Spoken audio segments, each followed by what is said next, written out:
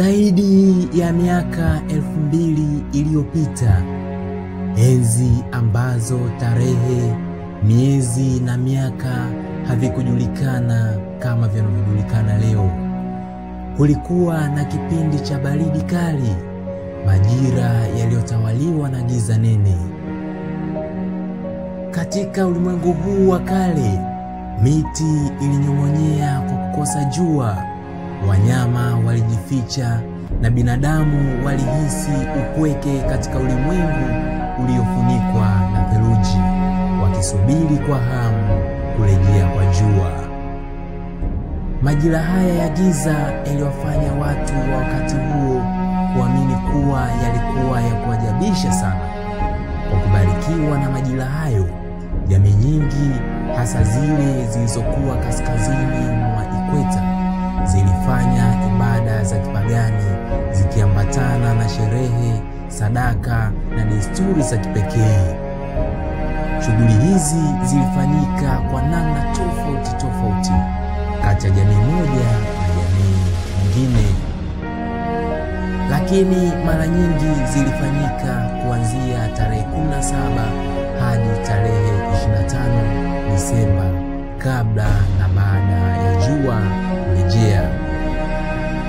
Swali linakuja, je, sherehe hizi za kale zina uhusiano wote na sikukuu ya Christmas tunayojua leo?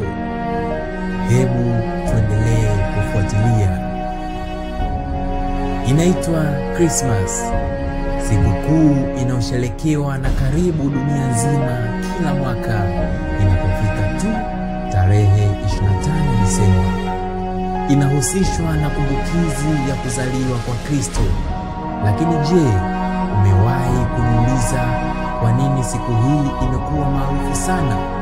Na je, unajua kwamba licha ya umaarufu wake, hakuna maandiko yote katika Biblia yanayoeleza kwamba Kristo alizaliwa tarehe 25 Disemba? Wala hakuna mahali popote palipoagizwa tuisherekee na kuikumbuka siku hii. Je, kuna siri yoyote iliyojificha nyuma yake? Hili ni jambo la kutafakari kwa kina. Tafadhali weka kando kila unachokifahamu kuhusu Christmas kwa muda mfupi na unisikilize kwa makini, maana leo nitakupa historia ya kweli kuhusu siku ya Christmas ambayo kila mwaka unaisherehekea kwa furaha pasipo kujua. Karibu katika safari hii ya ajabu kuelekea kwenye ukweli uliosahaulika. Katika enzi za kale, kabla ya kuibuka kwa falme kubwa kama Roma na Ugiriki, binadamu waliishi katika kipindi cha mwaka kilichokuwa na mabadiliko tofauti na vipindi vingine vya mwaka. Kipindi hicho kilikuwa ni mwishoni mwa mwezi Disemba. Disemba ilikuwa ni kipindi cha mwaka ambapo siku zilianza kuwa ndefu, wakati mchana ulikuwa mfupi kuliko usiku. Na binadamu wa zamani walibarikiwa sana na mabadiliko hayo ya asili. Hivyo walikuwa na sherehe zao walizofanya kila mwaka kwa ajili yake. Je, ilikuwaje? Twende pamoja.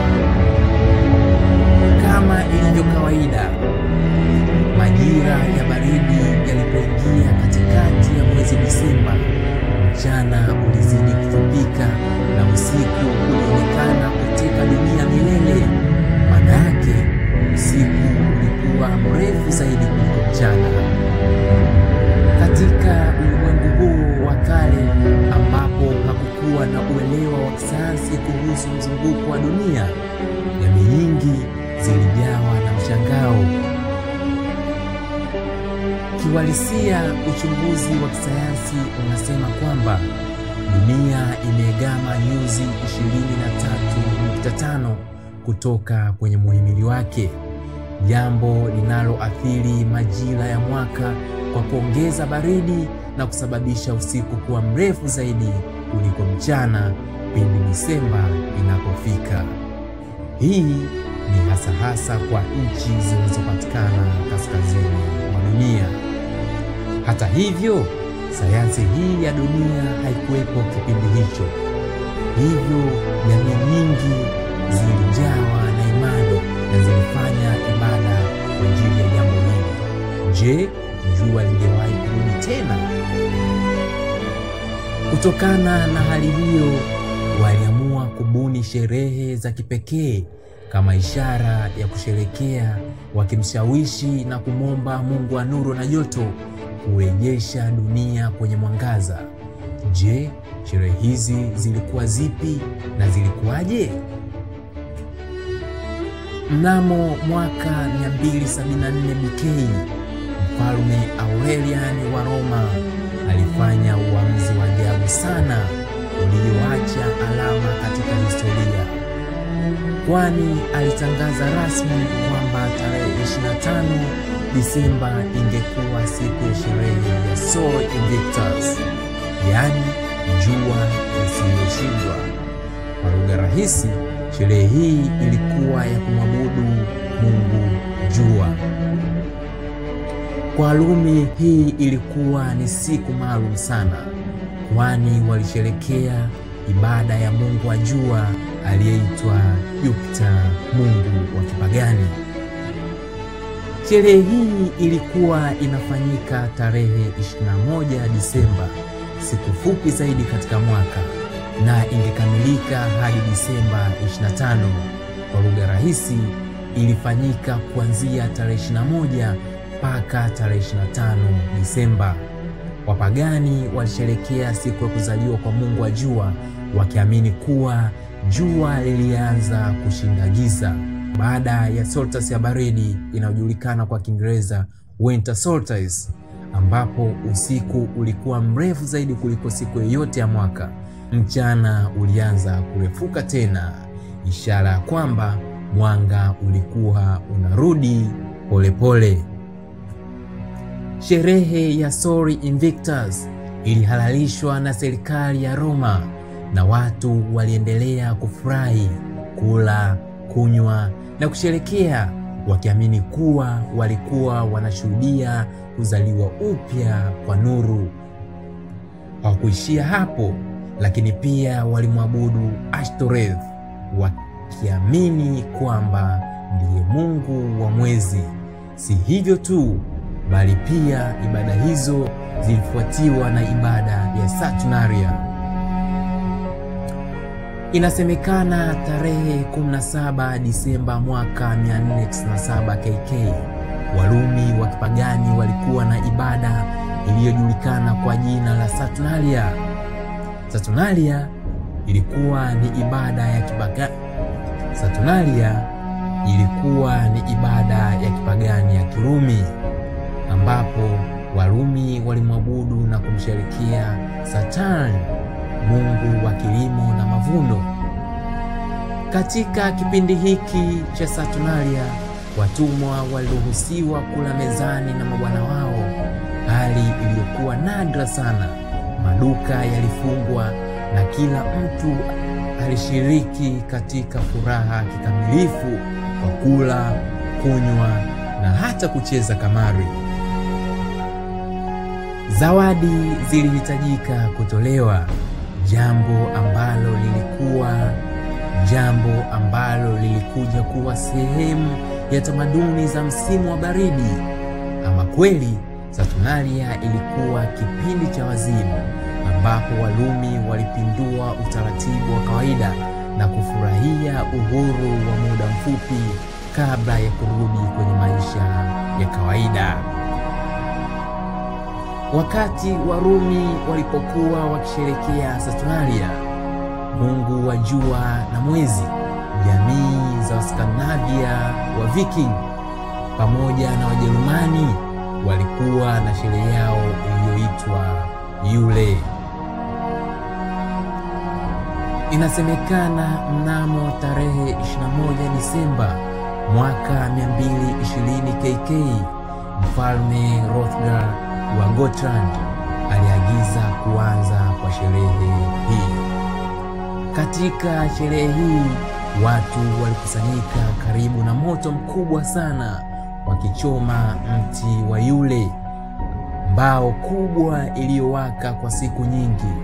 Imani yao ilikuwa kwamba Moto huu ulikuwa dhabihu kwa miungu ya nuru ili kuomba jua lirudi na kuepusha baridi kali sana iliyokuwa katika kipindi hicho. Kwa siku kadhaa watu walikula nyama, walikunywa pombe na kusherekea ushindi wa mwanga dhidi ya giza. Kiufupi, ibada hizi zote zilianza siku tofauti kuanzia tarehe 17 na 21 Disemba na kudumu kwa siku kadhaa kulingana na mabadiliko ya mwaka na mipango binafsi ya wale waliojiwekea desturi hizo.